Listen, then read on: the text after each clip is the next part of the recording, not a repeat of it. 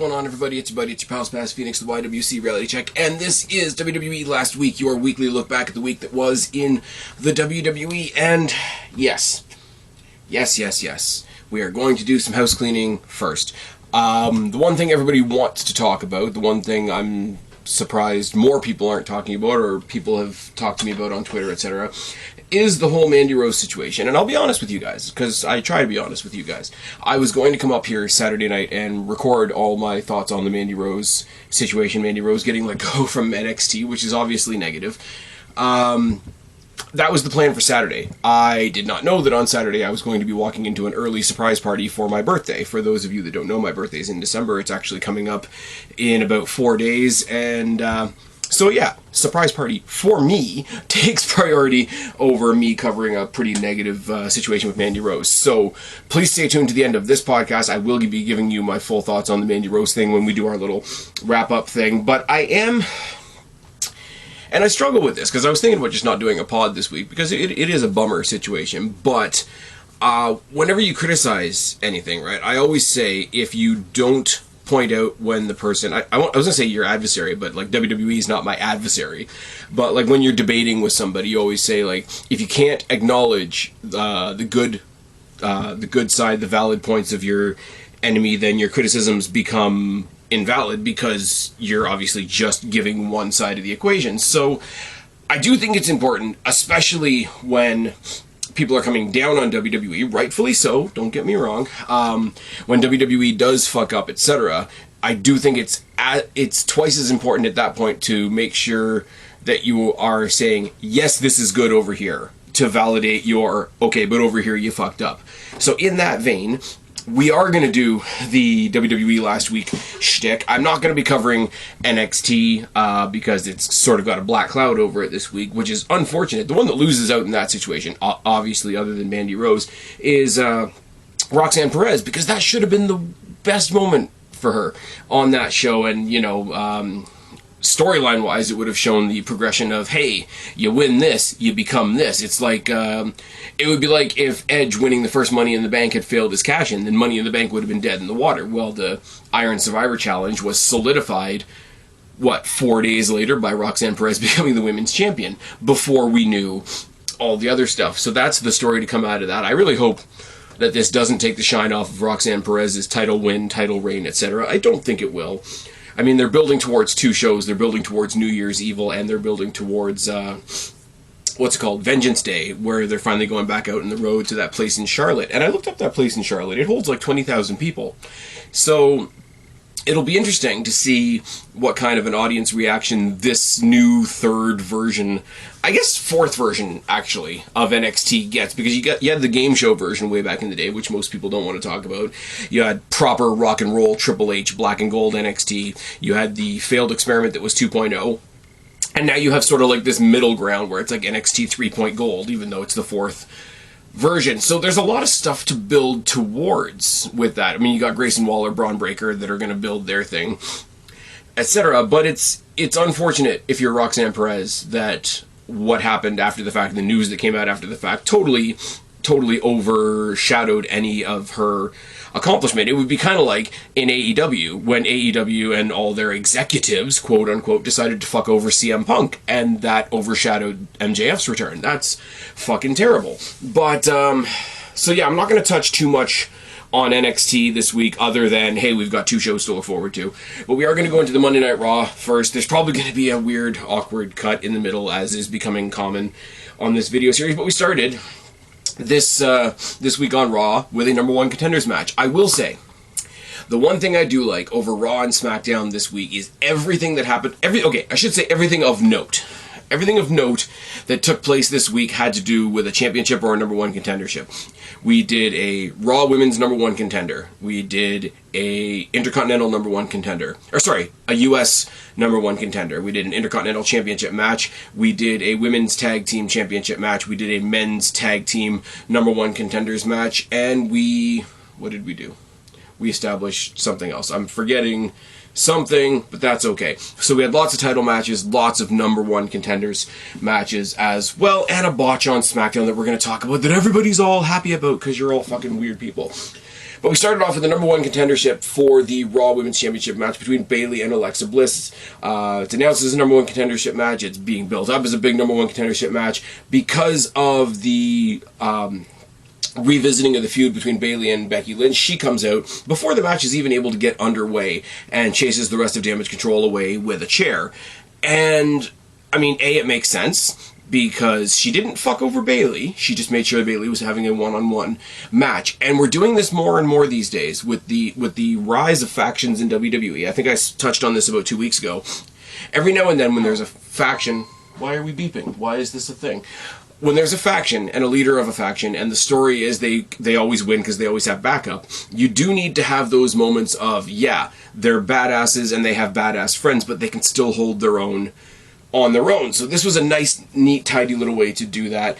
Where I don't agree is after Becky chased the other two away, made it a one-on-one match, then Bianca Belair came out. Because now, which should never be the case, now you've got a babyface numbers advantage. And it just feels like they had to crowbar Bianca Belair on the show. And that's, let me be clear, before I get cancelled, that's not a dig at Bianca Belair, although I'm very sick of her being champion.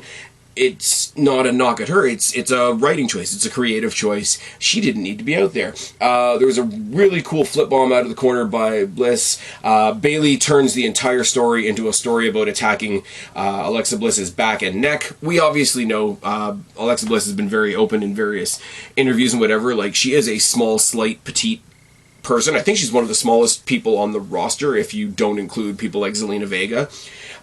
So yeah, she's going to be more fragile, for lack of a better word. And, you know, I like Alexa Bliss. That's not a dig at her either. Corner slam and a corner bomb by Bayley. Bliss kicks out of the Bayley to belly because Alexa Bliss is awesome. Twisted Bliss gets the win, and Bianca Belair slowly steps into the ring because I'm the good, respectable champion, and I'm going to shake your hand. And then we get the stuff that flashes on the screen with the big upside-down butterfly. Alexa Bliss goes batty for a second, locks her into the Sister Abigail position, and then lets her go, which is great because I want crazy Alexa Bliss back. I want to go on Twitter and see all the weirdos make this, like, a weird Barbie doll thing or whatever they're...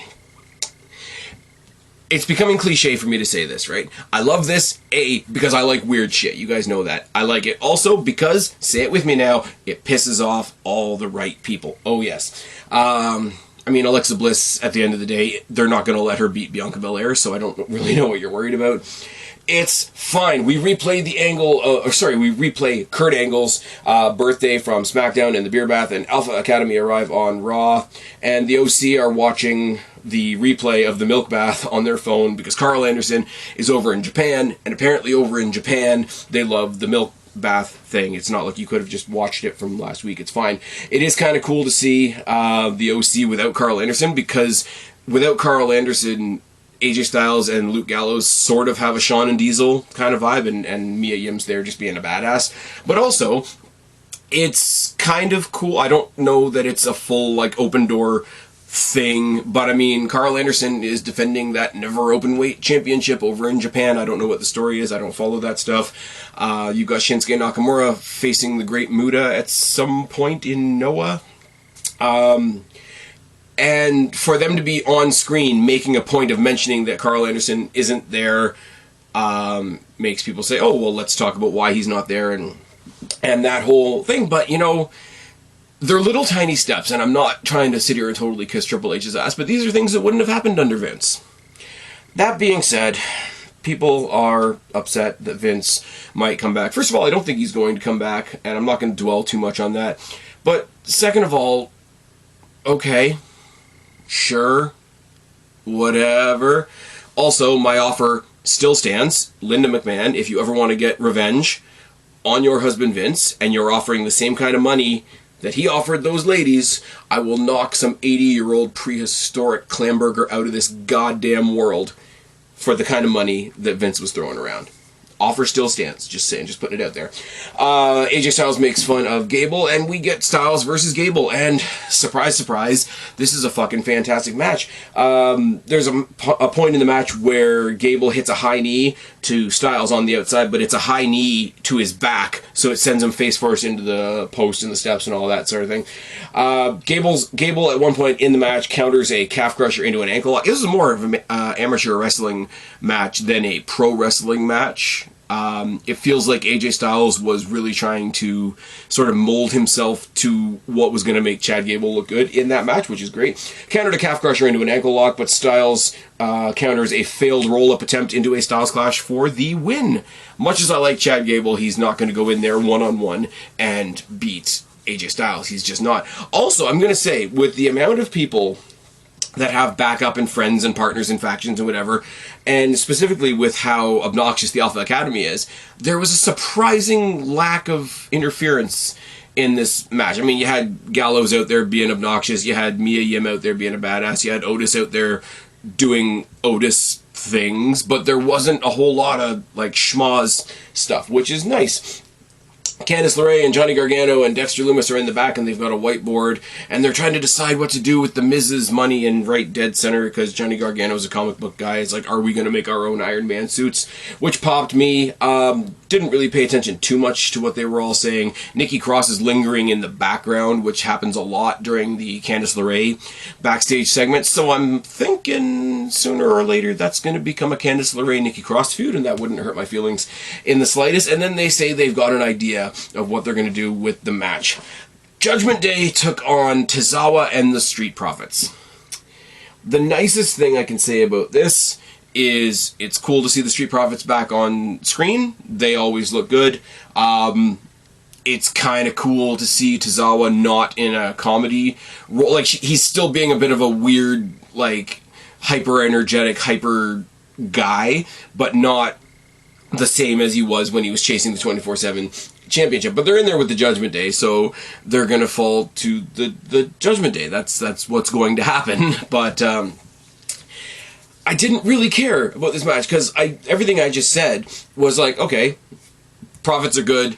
Tozawa's he's not getting a push, because to me a push is like going from the mid-card and like sort of scraping at the bottom of the main event scene. This is going from nowhere to being actually a part of the mid-card, so it's a very different kind of push. Graves on commentary is always good. He's burying soccer, because don't we all feel like burying soccer? He's hyping up the Dom and Rhea relationship in very strange... Remember last week, it's like... He was yelling at Kevin Patrick, and he says, haven't you seen Twitter? Every time Rhea and Dom are out for a segment, Twitter gets real weird. I'm like, that's funny, because it's true. And like I say, Tozawa and the Profits together as a team had a really, really weird sort of kinetic energy going on. In the match, we sort of had that, Simon Miller from What Culture calls it the tag team clacks and the ha, and everybody comes in the ring at once. They had that, obviously, because it's a WWE match. But in the midst of that, Damian Priest specifically had a really awesome sort of like clearing the whole field moment where he's just sort of monstering everybody. He picks up... one of them, I didn't write down who it was because I'm special. It must have been Montez Ford, because I think he's the smallest guy on the team. But he basically picks him up on the apron and throws him Razor's Edge style into the ring so that Dominic can get the pin. Because of course Dominic gets the pin, because Dominic is the MVP of WWE, is he not? I mean, look at what he's hitting. Anyways, Dexter and Gargano. And here's what I don't understand. Yes, the next thing I'm going to talk about was silly. Little hint, no matter what you watch, WWE, NXT back when it was good, NXT now, Impact, AEW, ROH, me when I go to a Destiny show, check it off your Spaz Phoenix bucket list. All of wrestling is silly. I'm just saying, I'm just putting it out there. So if Gargano and Dexter go and buy out an entire merch stand, they bring out a merch wagon and they start handing out toys and merch and t-shirts to the crowd and all that kind of thing. There's Christmas music playing. It's all good. Miz jumps them in the middle of the ring and takes the money, but he's stopped on the ramp by Pierce. So he's not scared of a 2-on-1 advantage from Gargano and Dexter, but he is scared by his boss, Adam Pierce. And they go back, they go forth, they go back, they go forth. Miz overreacting to everything, doing exactly what his underrated job asks him to do. Miz is never going to get his flowers, which is kind of a bummer. Bottom line, there's a ladder match next week. You want to win your money back, we're going to hang your money up over the ring. There's going to be a ladder match between The Miz and Dexter Lumis, and if you win, you get both bags. And he's, oh, what are you talking about, both bags? He's like, well, if we're putting up this bag of money, you got to put up a bag of money. The ladder match is going to be double or nothing, proving emphatically that WWE does double or nothing better than AEW. Oh yes, Io Sky versus Candice LeRae is up next. That's a second women's match. Tony, what's your excuse?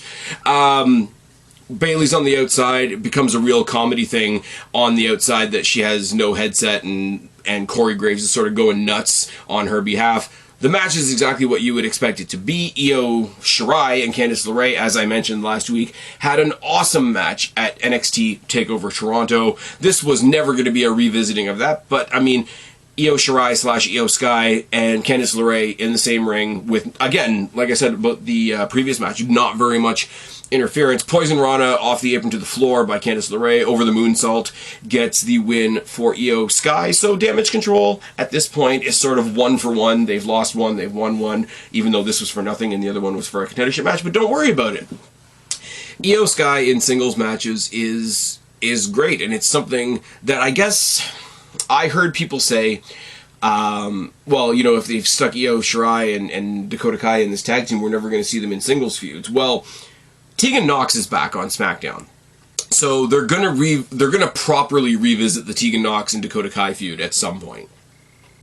So that's fine. Io Shirai, Io Sky is gonna revisit her single solo feud with Asuka at some point when whatever they do with Asuka happens, and we'll talk about that in a bit. But I'm sorry, low-key highlight of the show came up next, and it's Elias in the back, and Elias is set to take on Solo Sikoa after what Solo Sikoa did to Matt Riddle last week, because politics has taken Matt Riddle out of the WWE. Once again, oh yes, and isn't it great? Elias wants Kevin Owens to be in his corner, and this is what I've wanted since the return of Elias, since Ezekiel was no longer a thing. I wanted Elias and Owens face to face, and Owens just, are you fucking kidding me? Like, it was 2 or 3 minutes of back and forth that just amounted to Kevin Owens being, are you fucking kidding me? And then he's speechless and walks away, and then he comes back, and he still can't come up with anything to say, and he walks away. Again, the supercell of the ridiculousness of this. Kevin Owens makes it. Kevin Owens can do anything. You know, I used to give the credit, even though I'm not particularly a fan of the guy, I used to give the credit to Cody Rhodes, like, back before he created a second-rate company and thought he was all special. He was the guy that got the credit for putting anything over, like, you know, super mustache-dashing Cody Rhodes, and then with the clear mask, and then he did Stardust, and everything he did, he made it work. I'll give him full credit for that all the time. Kevin Owens is that now. 2022 going into 2023, that's Kevin Owens. Sami Zayn, in a very different way. Kevin Owens just being the representative of the fan base who just want to say we're sick of this shit. And we have Kevin Owens on the screen basically being sick of this shit for us. And it's wonderful. And it is kind of a cool way for WWE to inadvertently say, yeah, we did the Ezekiel thing. Wasn't that lame? So that's kind of cool too. Elias versus Solo Sikoa. I can speak, I swear. Sami Zayn's out with him. Obviously, they start off with the Matt Riddle tribute concert with the song lyrics that were supposedly written by Matt Riddle that all ended in Elias, you're my bro. So who knows when Matt Riddle comes back from his quote-unquote injury, politics, whatever. We'll see where that goes. This was a shit show, though, because one of the biggest success stories in the second half of 2022 has been the absolute, like, army tank booking of Solo Sikoa, and Elias should not have nearly gotten as much anything on him. I'm sorry, I was trying to find a more succinct way to say it, but he shouldn't have gotten anything that he got on Solo Sikoa. Solo Sikoa should have run him over in a minute. Solo gets pissed off at one point that he's not getting the job done, goes to the outside, grabs a chair, and Sammy's the one to calm him down. One more little dynamic, one more little wrinkle that's been added to this whole bloodline thing is the fact that Sami Zayn almost immediately became the Solo Sikoa whisperer. as he's the one that's able to keep him sort of in check, which is kind of nice. There's a distraction, a super kick, a spinning solo for the win. It shouldn't have taken a Sami Zayn distraction for Solo Sikoa to beat Elias. This was not great. Afterwards, post-match assault, Samoan Spike, he sets him up for the chair. The save is made by Kevin Owens. Stunner to Solo, I can speak, I swear, which, again, going back a couple weeks ago to the first time these guys stared each other down, Solo Sikoa versus Kevin Owens needs to be a pay-per-view featured match. I'm not saying that they're going to carry that out to WrestleMania, because hopefully Kevin Owens will be in a much higher spot by then. But in the Royal Rumble, at the Royal Rumble, where you kind of put a couple matches on there that are just there to kill time before the Rumble, give us a big stadium audience for Kevin Owens versus Solo Sikoa. Make it a street fight, make it whatever you want.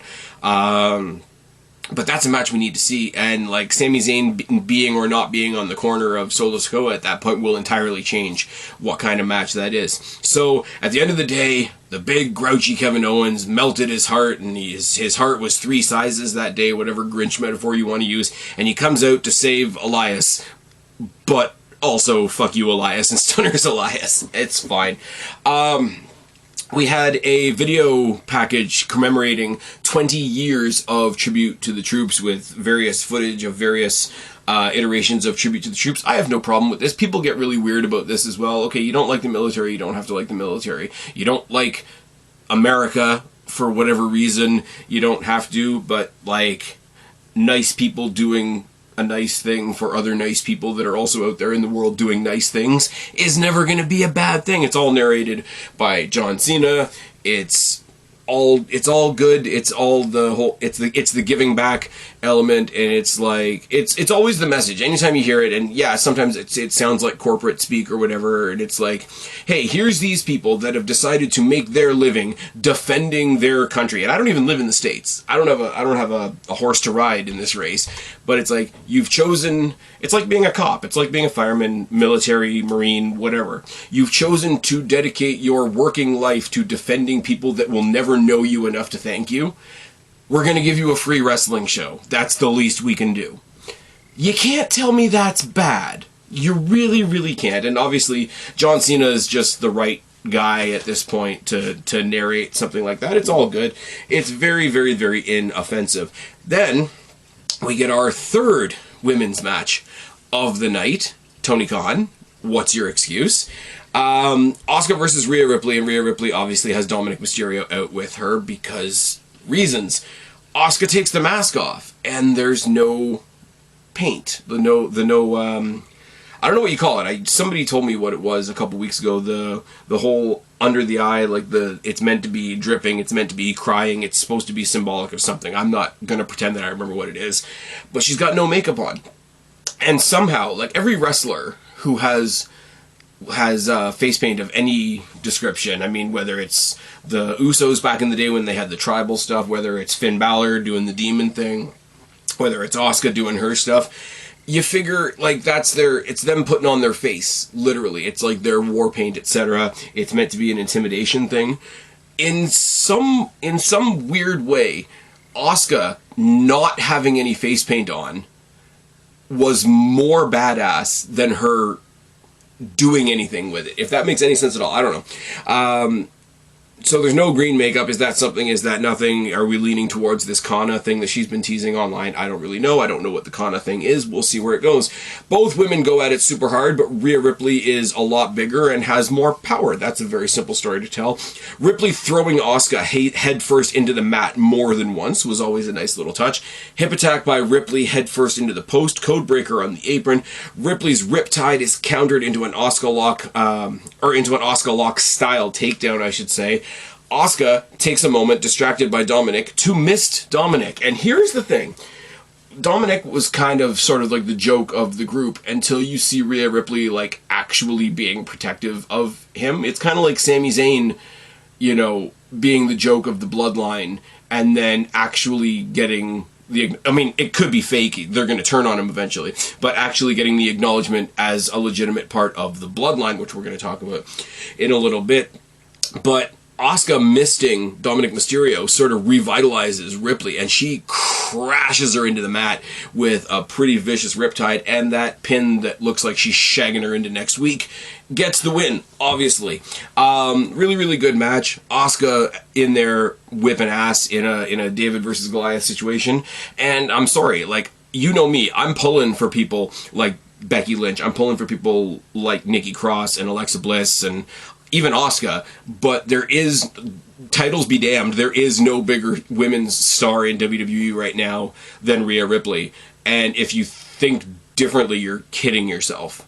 You are absolutely kidding yourself. And the main event kind of was foreshadowed last week with all the interaction between Bobby Lashley and Adam Pearce, was Rollins versus Lashley in a number one contendership match for the United States Championship. Now, I thought what they were going to do was bring in everybody else that's been fighting over this United States Championship. I thought Theory was going to get involved. I thought maybe Ali, maybe Ziggler. Didn't see any of them on the show, actually. I think Theory was watching backstage. We didn't see Ali or Ziggler on this week's telecast, so I don't know why I just said telecast. Don't worry about it. But after last week, when they proved that there was like 6 people chasing that title, neither one of them being on the show tonight was kind of weird. It's every Rollins versus Lashley match, which is why I don't have a lot of detail written down.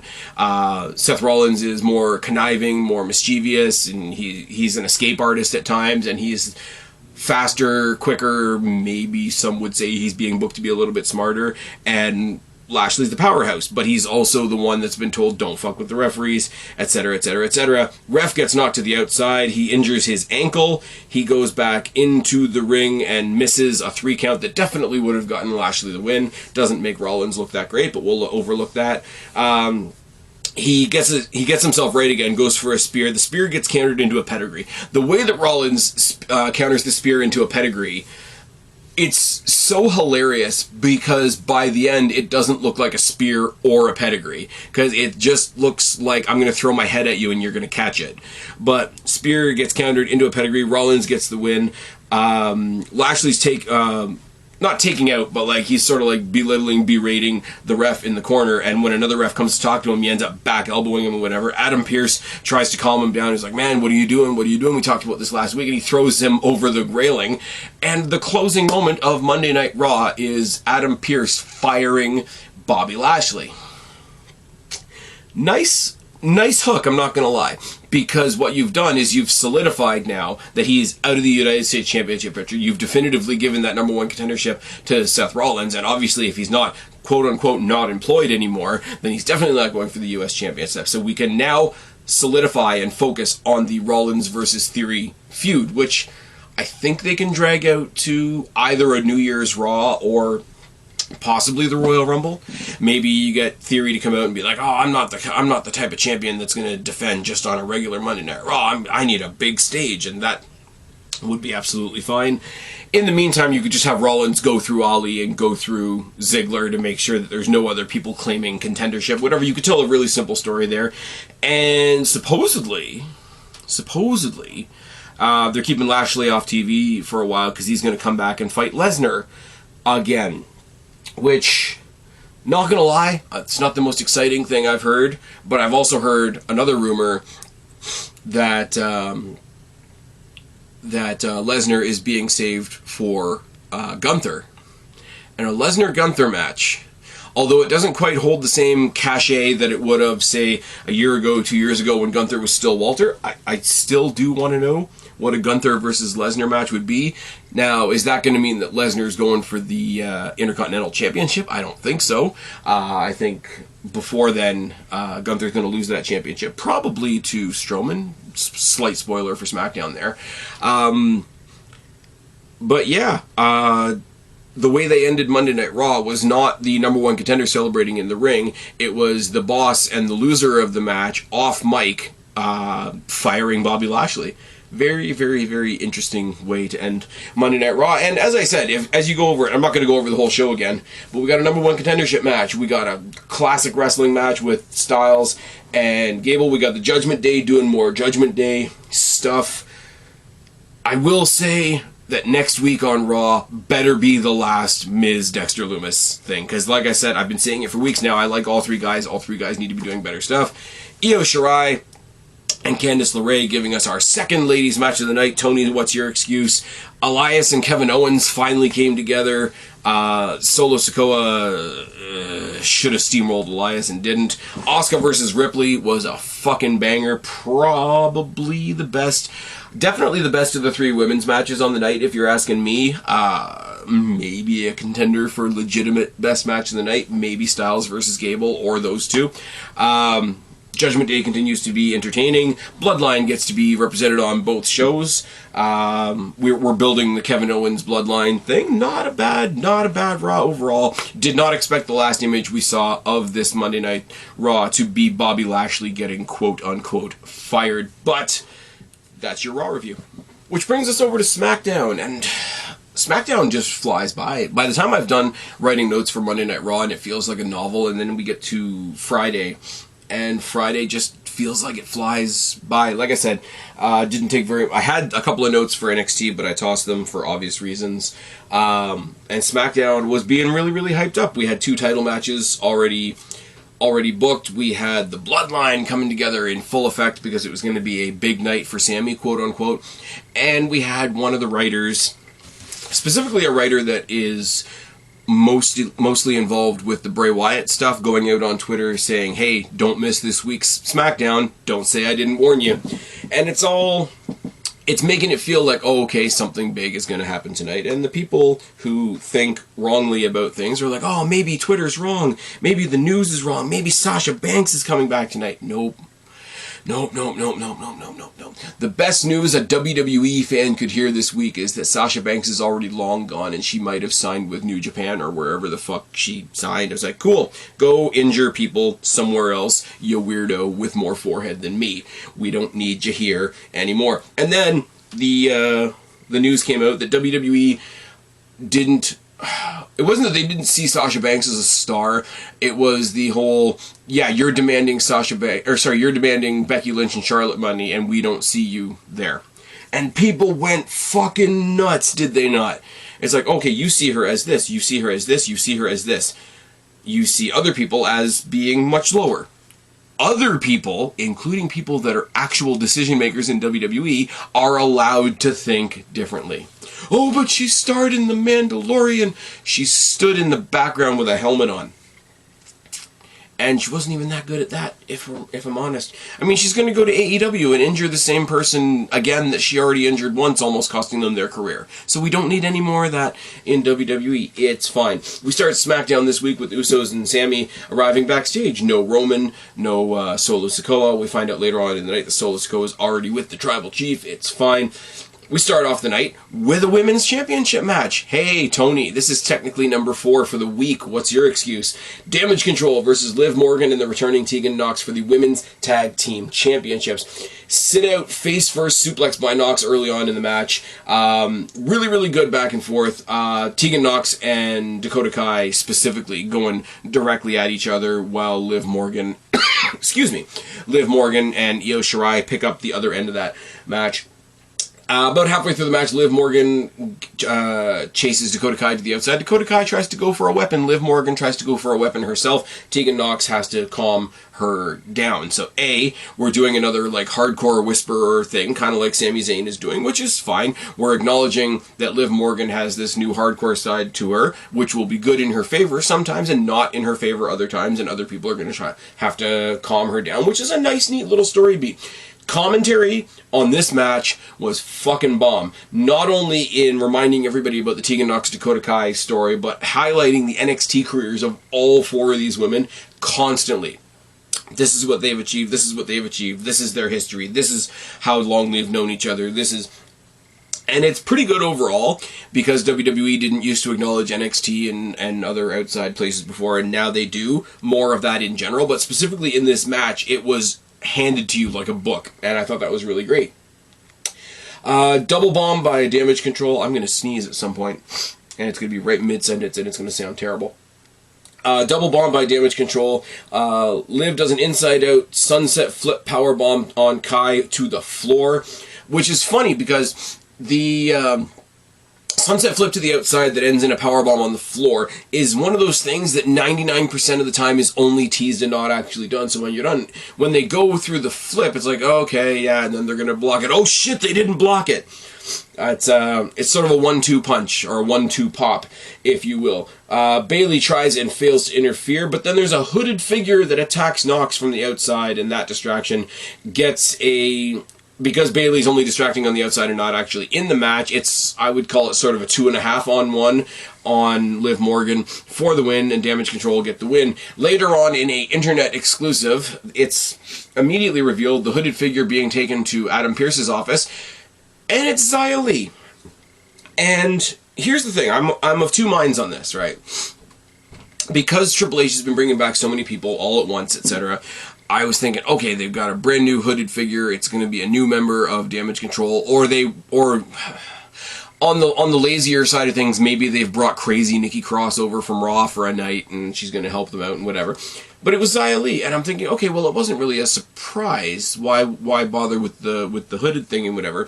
But then I thought, while we've had all these great returns, one of the criticisms has been, look at all the women you already have that you're not doing anything with. So if that's the case, and they have chosen somebody that they already have, and they're going to try to do something with her, that's also good.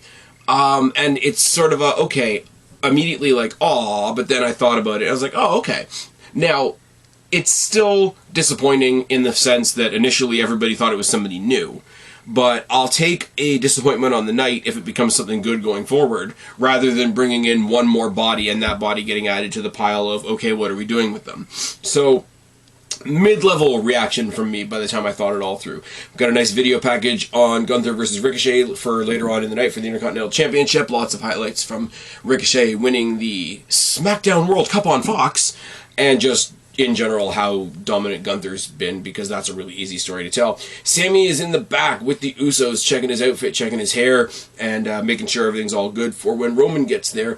He leaves, he wants a minute to himself, and Jimmy and Jay talk about what Roman's actually going to do. Is this the night that he gets made, or is this the night that he gets destroyed? Because they don't even know. Roman's keeping it really close to the chest, which is nice. We see footage of LA Knight from last week that apparently arrived to the commentators via a QR code, and it's LA Knight tied up in a barn or something, probably on the Wyatt compound, let's be real, and somebody's singing to him kind of off-screen while he's stuck in a Howdy mask. The Howdy mask gets taken off of him, and we see that he's gagged, so why is he wearing the Howdy mask? Who cares, whatever. LA Knight comes down, and he grabs the microphone and he does the yeah thing, but he does it. Somebody's done a compilation, you've probably seen this on Twitter, and it's the woo-off between Jay Lethal and Ric Flair on Impact. If you've never seen it, go Google that first of all, but what they've done is they've interspersed the yeah from LA Knight into the woo-off, so it's like woo woo yeah, and it's very well done. If you just put it in there, LA Knight, Jay Lethal, Ric Flair, you'll find it. It's really funny. But he says, Bray Wyatt, I'll actually give you credit. You're a big star. You're a former champion. You've probably had the best return of all time this year. But you hit me with blindsides. You hit me with cheap shots. You put on your mask. Do whatever you need to do and get the hell out of here. Wyatt comes out, huge pop. Says how much he's missed Chicago. Says he's sick of LA Knight's accusations. Says I haven't touched you at all. The way I wrote my notes there really sucks there, because the way I've written my notes is that he missed Chicago and he's sick of LA, which just sounds like a city pop. He says, I haven't touched you. We both know how this ends. And before he can even get into the ring, LA Knight jumps him and stomps him in the corner. Almost gives him like the Austin like mud hole stomps in the corner. Bray Wyatt just starts laughing from the ground where he's lying. The video package from Uncle Howdy comes out, and he keeps booting Bray, and he keeps booting Bray. He's not going to be distracted by the video package till Uncle Howdy actually shows up on the ramp. And he looks really short, is the first thing that came to mind to me, because the way they shot it long way, like from the back of the arena at first, and you just saw him and he's laughing. And people are people that are really, really stretching for something to complain about. Michael Sidgwick, I'm looking at you. Oh, well, the way he was laughing on stage didn't 100% match up with the laugh track. I'm like, okay. That could be intentional, because there are movies that unsync the the sound intentionally to make it a more disorienting viewing experience. So that is a legitimate dramatic tactic. But also, who the fuck cares? Like, that's how minuscule you have to get with your criticism to deny the fact that this is fucking awesome. Then I feel bad for you. I genuinely do. That's all I got. So we finally seen Uncle Howdy in the flesh, so to speak. And Bray Wyatt on the ground still from the beatdown that he just took from LA Knight, but also laughing in a, oh shit, you're really in for... It would be like somebody fucking with one of the Usos, and then Roman Reigns coming down the ramp, and the Usos just laughing like, oh fuck, you really stepped in it now. So, is Uncle Howdy Bray Wyatt's big dog? Is the story I guess we've got going forward, which is absolutely fine. Ricochet versus Gunther for the Intercontinental Championship was really good. It may surprise you to hear. Pierce was out during the initial ring announcement to immediately toss out Giovanni Vici and Ludwig Kaiser, going on with the trend that I was talking about on Raw, where it's like, okay, here's a strong heel that we have, but let's show that they are a strong heel on their own. And it's the same thing as we got with the matches from these guys earlier this year. What can I say? Ricochet does defy gravity. Let's not mince words about that. Gunther, not quite as big and imposing as he was in NXT UK, but very different now in the fact that he's a big dude, way bigger than Ricochet, and more able to match Ricochet in the stuff that he does. I really do like, though, because Gunther is so known for the chops specifically. I love that they gave Ricochet a chop moment against him, because, and you see, you get an old commentator like a Jim Ross, and I could hear a Jim Ross type commentator being like, well, you're not going to stand toe to toe with this guy, you're not going to throw hands with this guy and win a match that way, that's not going to end well for you. And then to have somebody like Ricochet, and I'm sure they said something similar on commentary, but for some reason it just felt like a Jim Ross type of moment. It's like, that's not the way to get it done. That's absolutely not the way to get it done. And defiantly, Ricochet showed that it almost was the way to get it done. I can slap the guy that's famous for slapping other people, but then he eventually gets done in. I like early on in the match is Gunther kept going for the legs, and he never really went for a submission. Like, he wasn't going for a single crab, or he wasn't going for a surfboard or anything like that. He was just dragging him around and whipping him around by the leg. It's like, I don't even have to do an actual wrestling move to you. I'll just shove you around the ring by your limb. A, it's a really funny visual, and it's a way to sort of like intimidate and emasculate your opponent. But also, B, you're fighting a guy that's a high flyer. If you fuck up his legs, he ain't gonna high fly very far, is he? Very, very cool. Like I say, technical dismantling versus high speed evasion, da-da-da-da. Eventually, size and strength does overcome. The Last Symphony, which is way better than the Symphony of Destruction, or the Powerbomb Symphony or whatever, it's fine. Gunther retains. Ricochet doesn't look any worse for losing this match whatsoever. His boys come out and celebrate with him, and after a little bit, they hold up. They grab Ricochet, they hold him up limp as fuck for a post-match assault, and the save is made by Braun Strowman. And then it's announced later on in the night that there's going to be some kind of, what is it? I think it's the Nightmare on 34th Street fight, which they always do. It's a pre-taped SmackDown. It's going into the holidays. They do some throwaway shit because it's a recorded show anyway. But it's going to be Ricochet and Braun Strowman versus the other two members of Imperium, which will be fine. It'll be fun enough. I've seen some of the spoilers, and I don't even remember them. So, anyways, Jimmy goes into Roman's office and tries to get an idea of Roman's plans, and doesn't really get anything from Roman. Roman then tells Paul Heyman to call in Adam Pearce. Adam Pearce comes in after the commercial break, and Roman demands a match on the 30th of December. He says, we're going to solve this Kevin Owens problem. It's going to be me and Sammy versus Kevin Owens and any partner of his choosing on December 30th in Tampa. In Tampa, makes me smile a lot, first of all.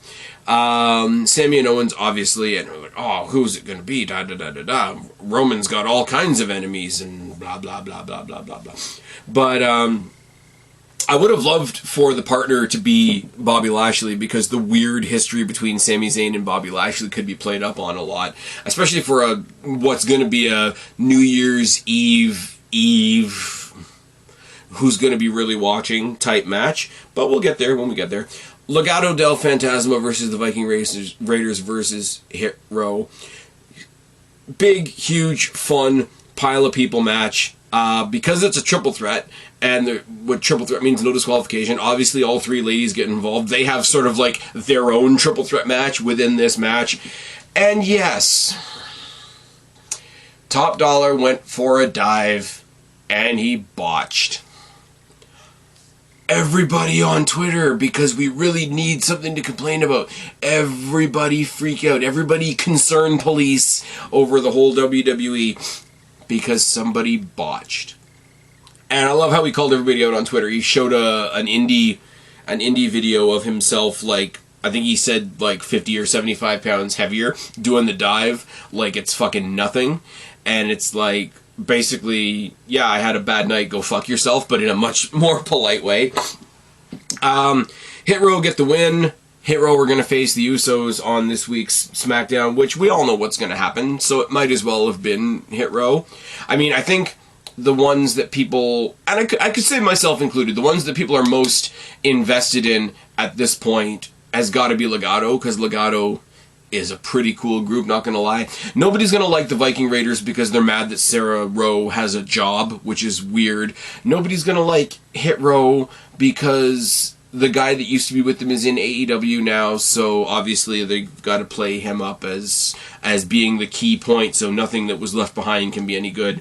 Very, very weird dynamic choices that people make. But Legado del Fantasma, when you're starting to talk about who's going to get a legit shot at those titles, you got to put Legado del Fantasma in the mix there. I mean, Santos himself went to the finals of the SmackDown World Cup on Fox with Ricochet, so he should be considered in the top 2 or 3 contenders to that title at some point. So they've got more momentum than the other 2 teams, but it is what it is. It's going to be a throwaway pre-recorded show, and yeah, do you think Hit Row are going to beat the Usos? Let's be real for a second. They announced a ladies gauntlet for next week. Raquel Rodriguez is in the back in the medical area saying that she's going to be ready for the gauntlet next week. And Ronda and Shayna come back and re-fuck up her arm, which is nice and fine and whatever. And I don't know whether she's going to come in and like Superman through the match anyway, or they're going to replace her in the match. I haven't... Like I say, I've read the spoilers, but I honestly don't remember them.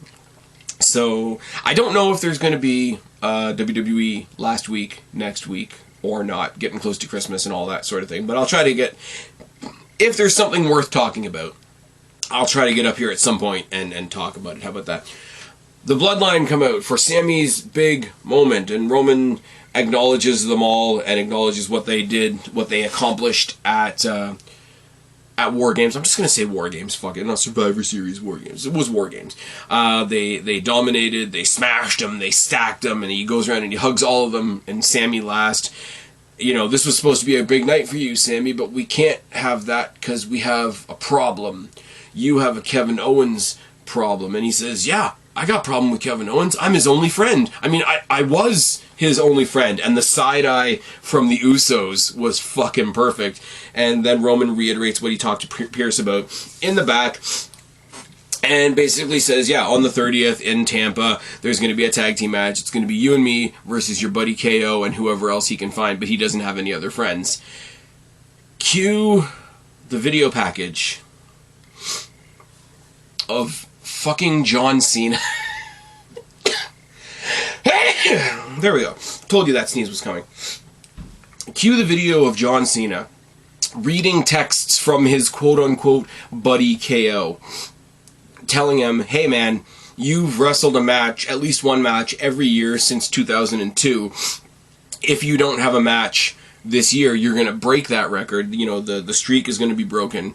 Do you want to be my tag team partner on the 30th? And he says, Yes. And he goes on to imply a whole lot of things with emojis, and one of them was like something to do with having sex with Santa Claus, and then he swore, but it was censored. So yeah, we ended off Raw with Lashley getting fired. We ended off SmackDown with the announcement that the last SmackDown of the year is going to be Roman and Sammy versus KO and John Cena.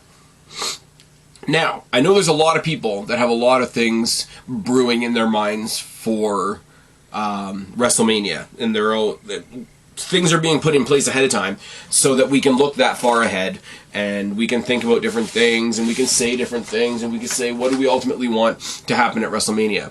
What if, off the back of this match, the Royal Rumble gives us Kevin Owens versus Roman Reigns for the championship, and a one-on-one match between Sami Zayn and John Cena? Because if you remember, Sami Zayn debuted in the WWE on the main roster in a U.S. title open challenge against John Cena the day that he threw his arm out, raising the roof. And would that not be a really cool, no titles involved, no number one contenders, we're just doing this match because we can, Sami Zayn versus John Cena at the Royal Rumble? Give me that. I mean, if we haven't already broken up the bloodline by then give me that. And that was SmackDown. That was just my quick thought coming out of SmackDown. Now, we are going to do the wrap up, but first of all, we got to talk about the Mandy Rose thing. Now, the Mandy Rose thing sucks. It is my first and primary thing. Anybody that's been listening to this podcast for any amount of time know I'm a huge backer of Mandy Rose. I said in NXT, she's underrated. I said when she came up to the main roster the first time, she's underrated. I said when they brought her back down to NXT that she's underrated. Based purely on the fact that I went to the old Maple Leaf Gardens for an NXT house show back in the day, and I saw her and Sonya Deville go against each other for 20 minutes in a better match than I've seen either one of them get to have on TV on any show. So Mandy Rose got herself over, in whatever fashion you want to say, on NXT. Or at least with me. She got up onto the main roster, she got herself over, /hated, whatever you want to say. Barbie doll shit, fuck off. She got Otis over on the main roster. She came back to NXT in a really weird period of transition in NXT when nobody really knew what NXT was going to be anymore. Got herself over again to the point of having a faction behind her, and then redefining what it was like to be the NXT Women's Championship. And there were still people, up to and including last week, that were saying stupid shit like, oh, remember when NXT was the place for real women's wrestling? I was like, okay. You can not like her for whatever weird reason. Yes, she's allowed to be white, blonde, and successful. But if you say she's a flat-out bad wrestler, you're wrong. If you say she's a flat-out bad character, you're wrong. You have such a strong opinion of her one way or the other because she did her job. And it was let out after NXT, the day after, that she had been let go from WWE, from her NXT contract, and the NXT episode was rewritten at the last minute to have Roxanne Perez cash in her Iron Survivor opportunity to have a shot at Mandy Rose in the Women's Championship, and she won. And that should have been a really, and this is where I'm going to reiterate this again. The bigger downside that nobody's going to realize in all this is going to fly back on Roxanne Perez, which is really unfortunate because this should be her crowning moment. Like, she should be in the what do you call it, basking in the glow of the victory and all that kind of thing. Storyline wise, she's the one that ended the 400 plus day title reign of Mandy Rose, and was the person to take away the last bit of gold from Toxic Attraction, and there's a million storyline routes you could go with that. But no, instead what's happening now is Mandy Rose got let go. Now, do I think Mandy Rose should have gotten let go? No, of course not. I like Mandy Rose. You guys saw in my Deadline preview, I was saying, well, Mandy Rose is going to have to lose her title because she's got to come back up to the main roster and make a showing in the Rumble, and she can bring Toxic Attraction with her because she's done such a good job with them, and it'll all be great. Then you find out that the reason she got let go is because she's got I don't even know what it is, like a fans only, which is like OnlyFans but different and whatever, and it broke her contract layout and whatever. Now, you get into the contract argument.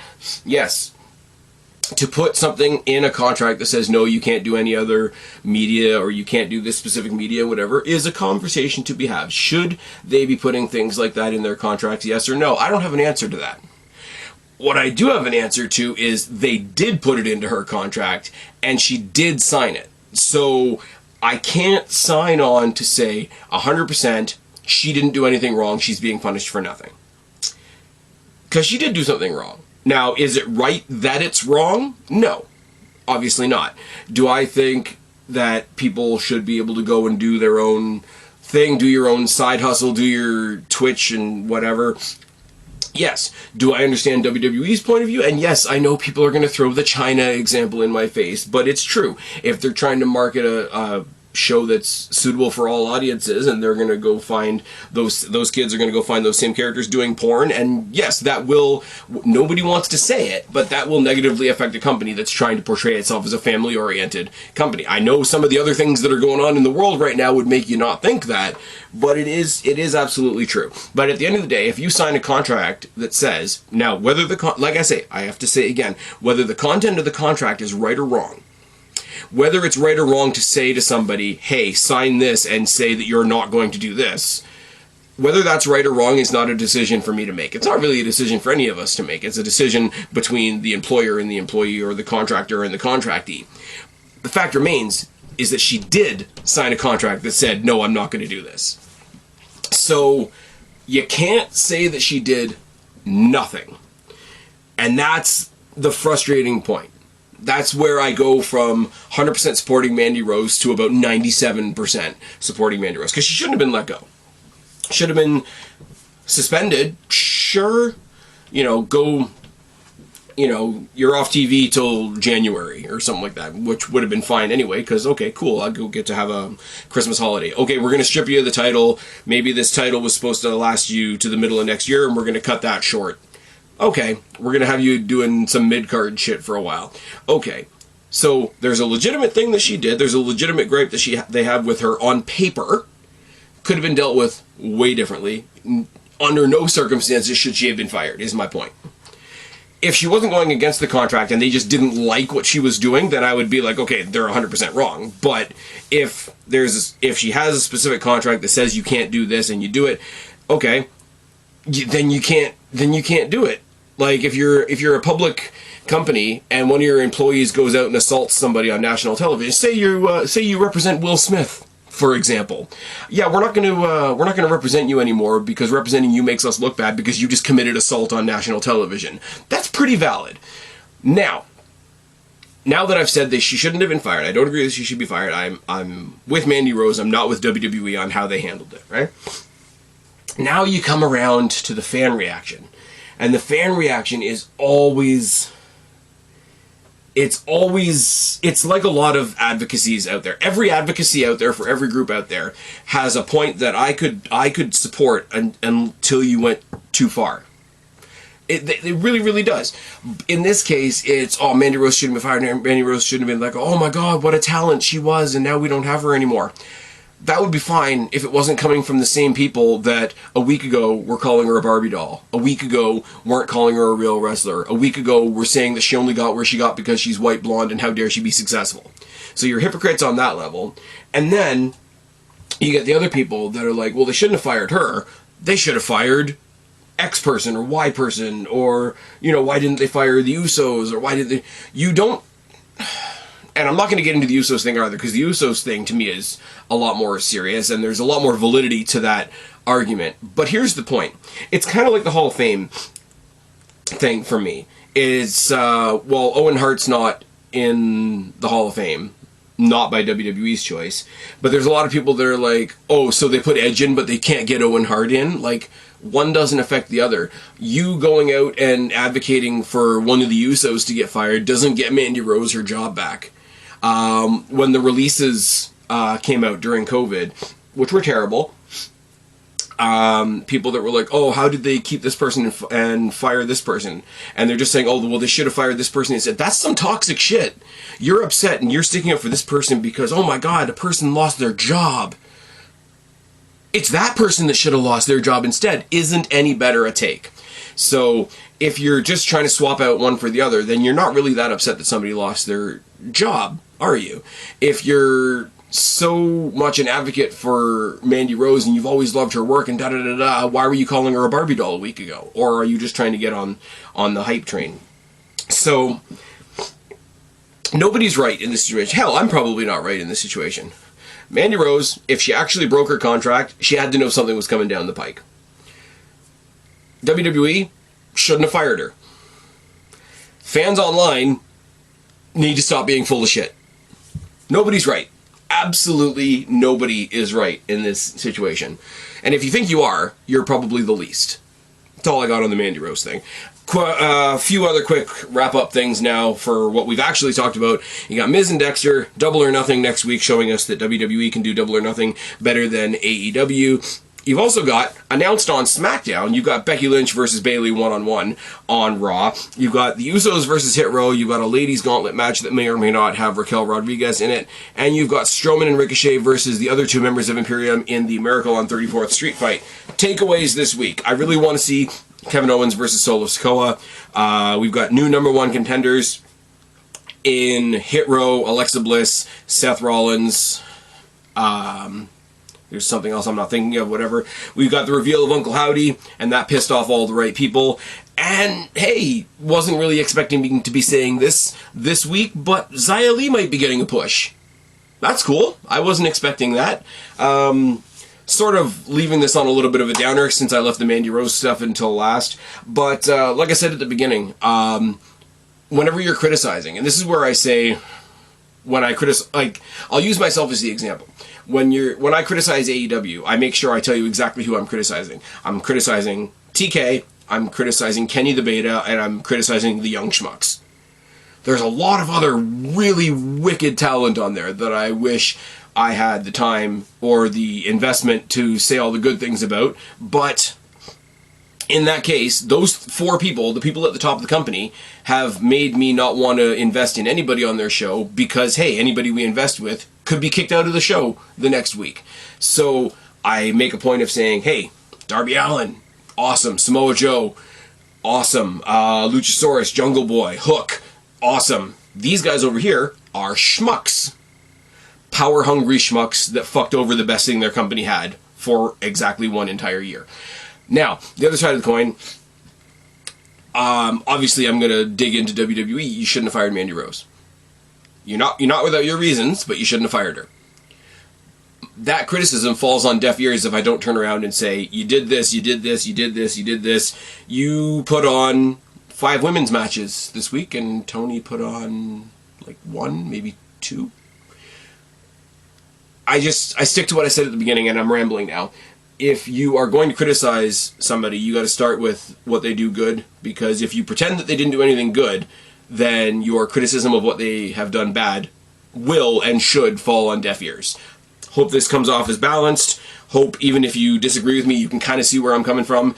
It's kind of a weird week to be doing wrestling content, only because I wanted to come up here and talk to you guys about all this cool stuff, but we did have a black cloud sort of hanging over WWE this week in the form of the Mandy Rose situation. Hopefully I've been balanced. Hopefully you found some value in what I've had to say. And like I say, I don't know what the content is going to be between now and the end of the year. We got about 13 more days in this year. Let's, I don't know, what's a cliche thing that I could say? Let's end off 2022 with a bang and not a whimper. That's all I got. I've been Spaz, your YWC reality check. Subscribe up there, talk down there, start a conversation, keep all of these conversations going. Don't be a stranger. I will talk to each and every last one of you later, but for right now, I'm tagging out. Bye, guys.